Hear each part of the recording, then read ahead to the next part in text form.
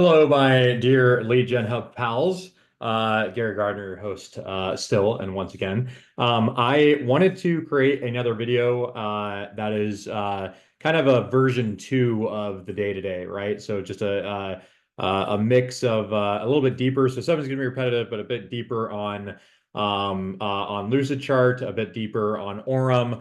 So in fact, I have a bit of an agenda that I'll share with you right now that looks something like this. So basically, day-to-day version 2, Orem best practices, leaving voicemails, what boost calls are, calling 3 prospects at a time. And I'm going to try to do this under like 15 minutes because I know I think I lose some people because I put in too much logic. Or I'm sorry, I put in too much, like talk too much about, not that you can't handle logic, obviously, but I talk too much about it. So first off, I'm going to skip and go right to talking about the use of mapping because I think that's what I really want your attention on. And I cannot emphasize, a lot of I feel like some folks challenge me on this, and I cannot emphasize how important this is. Okay, and so I want to share my screen with you and share where we are when we start this in the process. All right, so at this point, hopefully you're used to logging in. Okay, you go to your calls, you start to conduct your calls. And then what you're doing is every call that you have. Okay, so we're doing the research on the ICPs, all that fun stuff. Every call that you have is hopefully of some level of relevancy. And of course, like mistakes are going to be made. But I mean, if you look at the accounts, you can look at the ICPs, you understand the accounts. I think most of you would agree. That's a burp for you, by the way. Most of you would agree that the ICPs are for the most part matching. At least I would hope, right? But keep in mind sometimes mistakes are made. And so let's pretend that if I'm Eddie and Eddie's calling through, right? And I can see a couple calls since for the ones that he did today. All right, and I want to talk about like what happens once you get the call, okay? And what happens when you book a meeting. All right. So first off, let's pretend you've conducted a call, okay? And you conducted this call with let's say Phoenix Children's Hospital. All right, so that's the account. Okay, so Mr. Scott Foster, just as a example. All right, so what I'm going to do is I'm going to have in my Lucid chart. All right, I'm going to first call the document in this file. I'm going to call them whatever the client is. Right, so Veritas. Okay, and that may be spelled wrong, but whatever. All right. And down here on the lower portion of this, okay, you can see that there's a series of pages. All right. So what I'm going to do on these pages, I'm going to add each one of these are going to be the accounts to which I go after under the pages. Okay. So in this particular example, let me erase this to get out of the way. In this particular example, I am going to use the Phoenix Children's Hospital. And let's pretend like again, I had this discussion. Okay, so you don't just look at this and make every single page, right? I'm not going to look at my document here and make every account every single page. It's only when I have a discussion. Okay, so I have a discussion. I have a discussion with Mr. Scott Foster. All right, and so now after the discussion, there's enough information there that makes me want to go after them in accordance to our framework. And so our framework, as we know, all right, should be, as I open up another one of these, should be this simplistic bit of information here, which I'm going to copy and paste and bring over, right? So what is our framework? First, we find the pain, okay? Then we figure out all the information that have to be relevant to get to the deal, okay? So we find the pain first, and we ask the questions kind of within that. How do they make buying decisions? See if you collect the information on that. What systems do they currently use? Did you collect any information on that? Anything that affects the deal. Okay. So that's kind of like in the paint, right? Like, does Veritas's product have market fit in particular for that person that you're talking to, right? And that should hopefully be a relatively easy conversation. After that, then we make sure that the pain is real.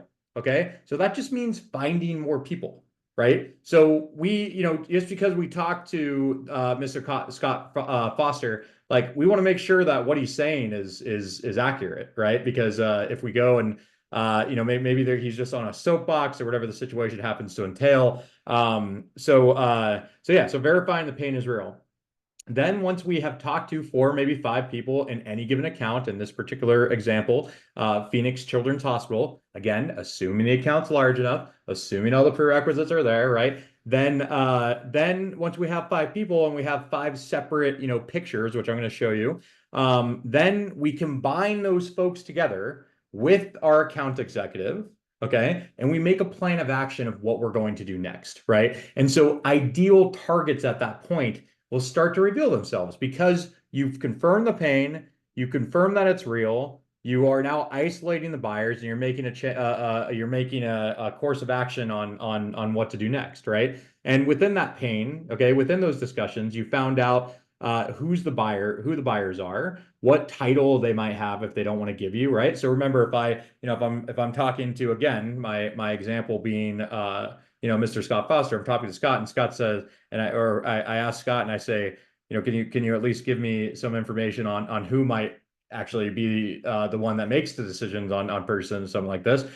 Maybe Mr. Frazier doesn't want to give me the name, but then I can say, okay, well, do you have a title that you could give me, right? And then usually folks will give. So again, collection on information like that, that's what we want to gather. All right. So that being said, going back to our scenario, I just talked to Mr. Frazier. All right. It was a lovely discussion. So what do I do now? Okay, now I'm going to look for him up on LinkedIn, where when you're in your calling cycle, ladies and gentlemen, the LinkedIn actually shows itself just in the upper right-hand corner. So in this particular example, I'm going to have to look him up kind of manually. So I'm going to just go ahead and pop in to LinkedIn, put him in there. Again, in a Boolean search, right? We're going to, and hopefully you have some of the basics of that down, but I'm going to go ahead and put that there and see if he comes up. All right, and fantastic, there he is. Okay, so proven talent acquisition leader, et cetera, et cetera. So again, I'm pretending I talked to Scott Foster. And the discussion that I had with him was that he's not the main buyer, but he knows like we have a lot of pain. He tells me he uses bullhorn, a bunch of like, little tidbits of information that of course are relevant for us to move forward with. So I'm going to take, all I did was copy and paste his name. Okay. Then I'm going to right click on his picture. I'm going to stick that there. Why not?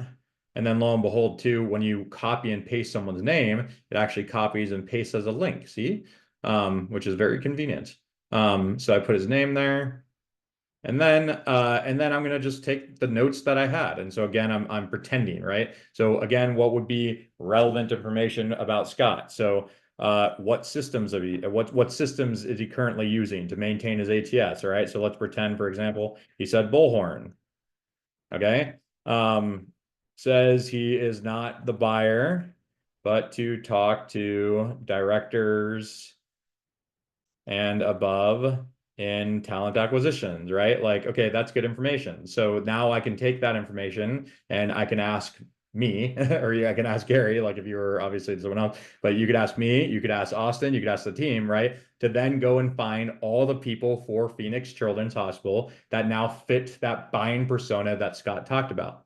All right. And so that is the relationship map portion. Okay. So because he gave me that information, because he said, yeah, Gary, I'm not the buyer, but heads of talent acquisition are, okay, heads of talent acquisition.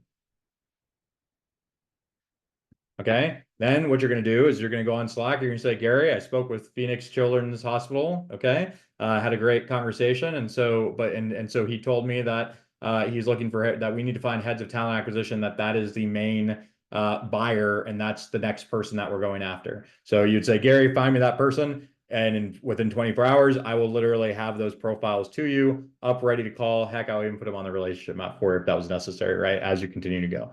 Okay, so that's a summary of the relationship map. Now, you also need to make sure that once that happens, okay, once you put this together, all right, let's say that Mr. Scott Foster wanted to have a meeting, all right, or you were able to book the meeting. When you book the meeting, you want to have basically three steps. Number one, you want to have the pre-meeting, okay? So the request is that you take 10 minutes and talk to whoever the account executives of our client is, okay? Then you have the meeting, which should be 20 to 30 minutes, and then you have a post meeting. All right. Ideally, you can make all of those. If you can't, that's perfectly okay. just make sure to communicate it, maybe do a quick video, okay, and send that over to your prospect if for some reason, I'm sorry, send that over to the client, okay, if for some reason you are unable to attend those meetings, right? Don't send our account executives, don't send Bob and OB for Veritas, if we're talking about Veritas, don't send them in there with absolutely nothing, please, okay? So when you do those kinds of intros, what you want to do and what they should look like, and Eddie did a wonderful example here. As I go to the calendar, this is the pre-meeting that he set up. Okay, so we're meeting with this gentleman, John Williams. He's from TEMA. Okay, healthcare talent manager. That's quite simply his. Directly from his LinkedIn. And then when I look at that, there's two things. All right, there's his LinkedIn. Okay, and then there's the TEMA map. All right, which is the same thing that I request that you do. Just make it like that. So when you send it over, again, two things: LinkedIn and the map, and then everything else you can effectively narrate. All right.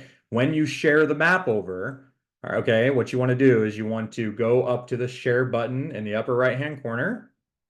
And then when we click that share button, okay, you can share internally or externally.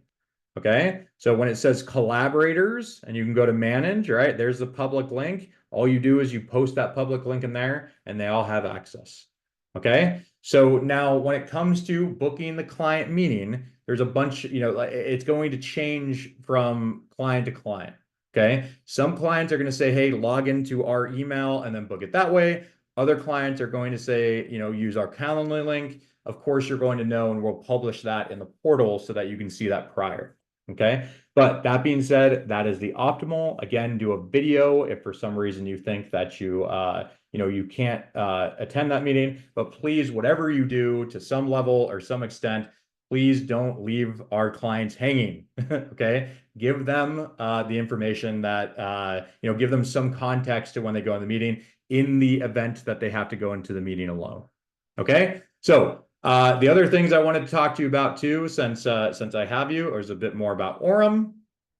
Let me go ahead and find my thing there. So leaving voicemails, boosting calls. Okay, so these are just reminders. So first off, leaving voicemails. So did you know, fun fact, if you leave a voicemail, typically you have a 10% increase in call connectivity. Okay, which I think is pretty cool. All right, so the way that you leave a voicemail is pretty darn simple. All you're going to do is you're going to go to, when you go to your dialer, all right, and it says down here, don't leave a voicemail. All you would do is hit this little add button, okay? Name your voicemail, whatever it happens to be, all right? And then hit record. You can record it and it will drop a voicemail for every call that you do. Now, obviously, if I was calling Alex and Carrie, okay, and if I have a voicemail that says, hi, Alex, hi, Carrie, clearly that's not going to work, okay? So if my voicemail, though, again, I'm calling Veritas. If my voicemail is something to the tune of, hi there, my name's Gary Gardner. I'm calling managers in talent acquisition because I'm creating an application that helps folks find clinicians faster. I'm not calling you with the essence to sell, but I am calling you for the purpose of trying to schedule a discussion with you. And hopefully it's going to be something that can mutually help us. Please give me a call back. I don't know, whatever, right? So something that's global for all of them, universal for all of them, right? So don't leave a voicemail that's that's otherwise bad. The other thing too that I really want to point out is make sure when you're calling, you are connected to the Boost Connect. Okay. So what's that doing is that is taking numbers locally and matching their zip code, I'm sorry, their area codes with the numbers. Okay. And then also too, like keep an eye on these types of indicators, right? So it just means the number's real, et cetera, and so forth, because there's a whole bunch of stuff that's happening in the background to make that work.